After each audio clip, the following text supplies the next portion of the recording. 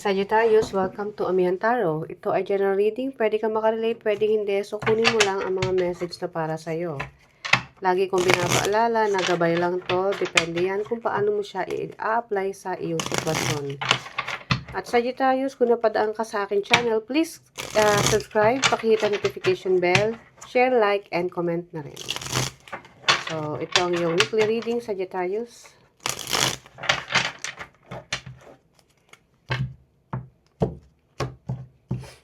Ang iyong overall energy for this week. 7 of Pentacles, ang iyong person's energy. 4 of Pentacles, challenge, next action, and the outcome. 5 of Swords, conflict. May conflict ba sa inyo na nagkakos ng anxiety, stress, Sagittarius? 7 of Pentacles, ang iyong energy. Ano ka? Medyo ang energy mo ngayon is para kang naiinip. Meron kang gustong malaman, meron kang gustong sabihin, meron kang gustong gawin. Nasa iyo yung kung paano mo i-apply sa iyong sitwasyon. Pero, andito ka sa waiting mode.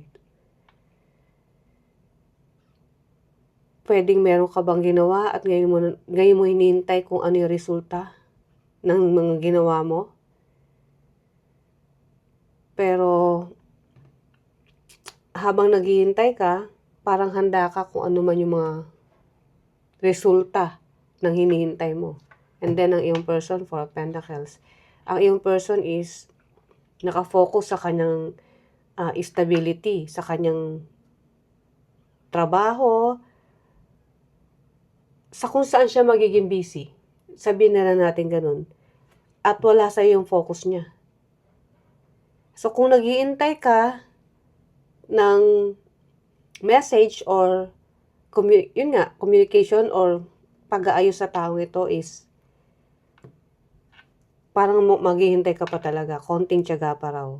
Dahil meron siyang ibang priority sa ngayon. And then, ang challenge, 9 of Swords, na nagkukos sa'yo ng stress. Isip ka ng isip, hindi ka makatulog, nagtatanong ka ng bakit. Bakit ito nangyayari ngayon? Ang next action, the Hermit. Kailangan mo raw maging iklaro mo raw maigi yung isip mo, Sagittarius. Ikaw at ikaw lang daw ang makakasolve niyan. Kung sa tingin mo may mali, then, anong gusto mong gawin? Mag-stay na nalulungkot or feeling stuck or mag-move forward ka? Kung saan mas magkakaroon ng sigla yung iyong araw o yung iyong buhay. And then, ang outcome, 5 of Swords. Yes, meron dito ang disagreement or feeling abandoned. Inabandon na ka ba ng iyong person? At ngayon, wala siya ngayon sa sitwasyon na hinihintay mo. Or inaasam-asam mo kung ano man ang relasyon na gusto mo sa iyong person. So now, let's clarify. Ano ang message para kay Sagittarius this week? 7 of Pentacles.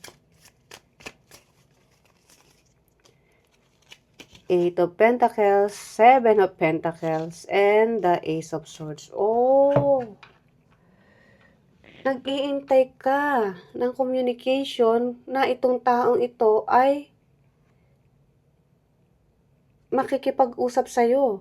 Siguro, namimiss mo na. Kasi nag-iintay ka, miss mo na siya. Pero kahit pa, tumagal pa yan, ando dun pa rin yung pagtsatsaga mo na yes, mahal ko tong taong to, maghihintay lang ako. Para sa akin, it's okay. Walang iba. Nandiyan lang yan, darating at darating. Kung sa ngayon, wala pa yung communication na hinahanap mo, okay lang, mag-iintay ka pa rin. Or, isa pa, kung malalaman mo ang magiging response niya sa'yo, kasi maaaring may communication na kayo Maaaring nag-text ka, nag-message ka, wala pang sagot. Kung ano man yung magiging sagot niya, handa ako. Kasi para sa akin, mahal ko tong taon to. Siya ang stability ng buhay ko. Yun yung energy mo. Kasi from 7 of Pentacles to 8 of Pentacles, pagtsatsagaan mo pa rin. Well, tingnan natin yung person mo. Four of Coins or Four of Pentacles. The Lovers, Queen of Cups, and the Chariot.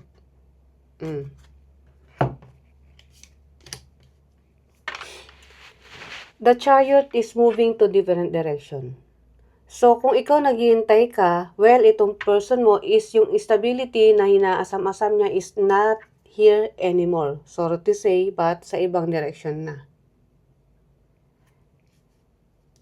At ini-enjoy niya yung company na meron siya ngayon. Whether sa trabaho to, or sa ibang bagay na sa tingin niya doon siya mas masaya.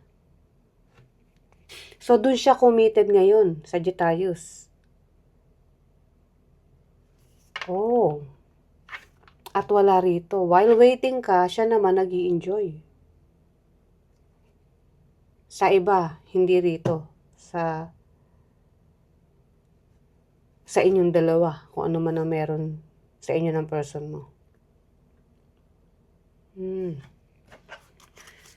Okay, and then, na nagkukos sa'yo na anxiety, maaaring nalalaman mo na o tinatanggap mo na lang pero still masakit.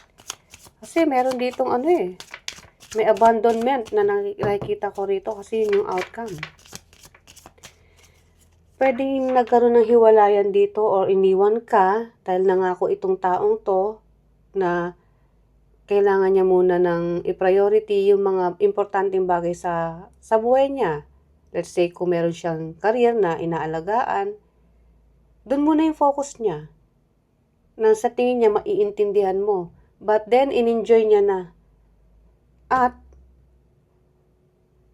nakikita ko, hindi na itong direksyon na patungo sa'yo, sa iba na. Kung ano man yan, doon niya na kinukumit yung sarili niya. Whether friends, trabaho, so 9 of Swords, na nagkukos sa'yo ng pain. 2 of Cups, yes. Kasi para sa'yo, siya yung nag-iintay ka pa rin, no, Sagittarius, na nagiging challenge mo. Para sa'yo, siya lang yung stability or pang long-term material para sa'yo. Na hindi ka makagawa ng mga dapat mong gawin din. Kasi kung siya independent, kailangan mo rin maging independent. Pero hirap kang gawin yun. Na napapabayaan mo na yung sarili mo sa kaiintay sa taong ito. Ayan, nag-iintay ka. Ang outcome is para kang nang inabando na. Yung iba rito, biglaan pa na umalis yan. Maaaring literal na lumayo. Nagpunta sa ibang lugar at doon magtatrabaho. So, ikaw, nag-iintay ka na ganun pa rin sa dati ang inyong relasyon, pero itong taong to, masaya na siya kung saan yung kinalalagyan niya ngayon. Hindi ko sinabing baka meron na bang iba, pero ang nakikita ko rito is kung anong ginagawa niya, masaya siya at buong puso or committed siya dun sa trabaho, career, or na anong meron siya. Sa isang grupo or something. The Hermit, ang iyong next action. 3 of Pentacles, 3 of Wands, and the Hermit. Okay, ang magagawa mo, marirealize mo yung unti-unti. Masakit, pero yung sakit na yun yung magbibigay ng clarity sa isip mo. Yes, kung dati naghihintay ka, in the near future, which is yung action mo nga is, iisipin mo naman yung sarili mo. Na kung talagang iniwanan ka na ng taong to, kailangan mo na ring mag-explore para sa buhay mo. Mag-explore ka na rin. Dahil ang gusto mo is yung relasyon na may tulungan, may loyalty, hindi yung hindi ka iiwanan. Hindi yung iiwanan ka na para ka na lang basta-basta inabando na. So, habang naghihintay ka, i-enjoy mo muna ang sarili mo, mag-explore ka. Kung yung mga kaibigan mo dati na matagal mo nang hindi nakakausap, ngayon, ikaw na mismo ang ano ba to? Gagawa ng hakbang para makipagkita uli sa mga dati mong kaibigan. Dahil I think kailangan mo munang mag-explore, yes, pero ando dun yung alisin yung mga sama ng loob mo. Yeah. And then, ang iyong outcome, 5 of Swords. 4 of Pentacles, Ace of Wands, and the Hierophant. Kaya pala masakit dahil ito ay maaaring marriage or asawa mo to. Na binigay mo lahat, tiwala. Nagtiwala ka eh. Dahil sa iyo, ang relasyong ito ay isa sa mga inspirasyon mo.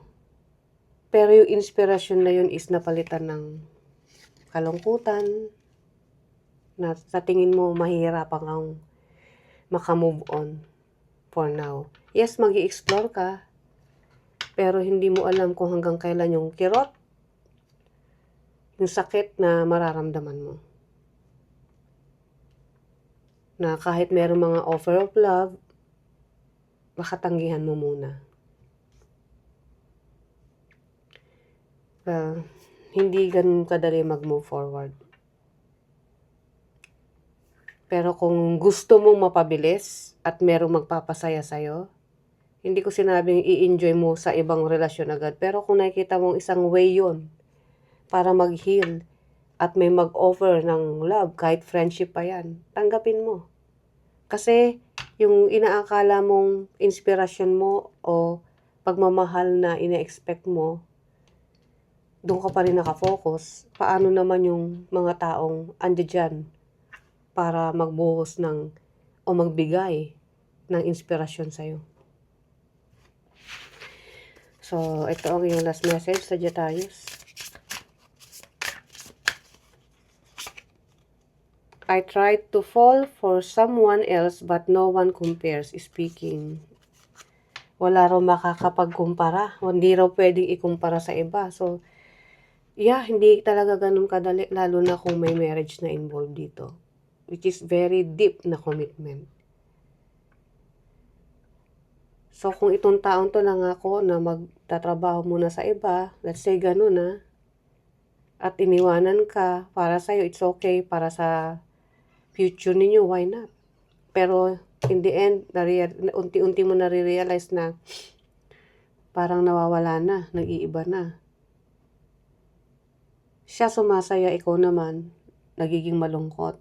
And then, ang yung next action is, pag-i-explore ka, kahit may explore ka, hindi mo pa rin tatanggapin kung sino man yung nag-o-offer sa'yo ng love or stability para makamove on.